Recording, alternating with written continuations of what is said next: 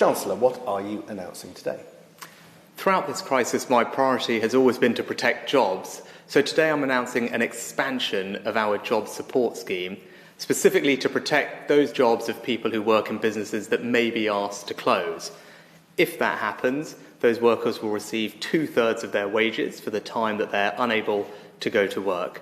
I hope that this provides reassurance and a safety net for people and businesses in advance of what may be a difficult winter.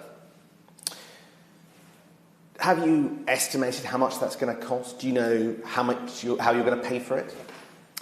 We obviously won't know the exact take-up of a scheme like this because as we enter an uncertain period, the exact scope of any restrictions that may be necessary is uncertain at this time. We obviously have all the costings for the previous schemes that we've done that are available, but it's right that we take action now to protect people's jobs, provide that reassurance, if indeed their businesses are asked to close throughout the winter. The fact that you're asking and announcing this scheme today does seem to suggest that you are, as a government, going to ask some businesses to close, possibly in the hospitality sector. Can you say anything about which businesses, how much, for how long? Give any sense for all of those millions of people who are hanging on government decisions, what's coming next? Well, obviously the rise in cases and hospital admissions in certain parts of the country is a concern.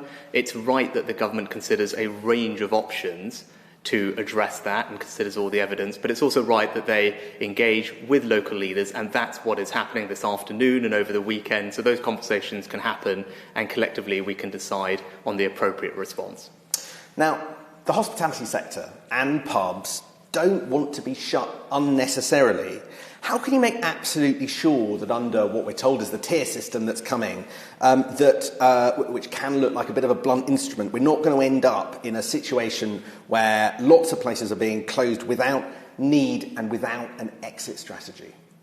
I think it's absolutely right that we consider all the evidence and have these conversations together and consider all of these decisions in the round. I mean, we know the impact that this virus is having not just on our economy. We want to make sure we protect children's education and people's health conditions, not just coronavirus. All of these are things in the round that we need to talk about. With regard to the hospitality industry or other businesses that may be asked to close, I'm also announcing today an increase in the generosity and frequency of business grants that will go to those businesses, up to £3,000 a month, paid every fortnight, which will also help them if they find themselves in this unfortunate situation.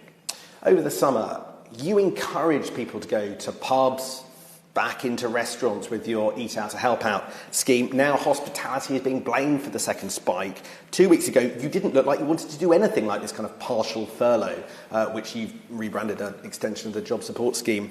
Now you're having to do it.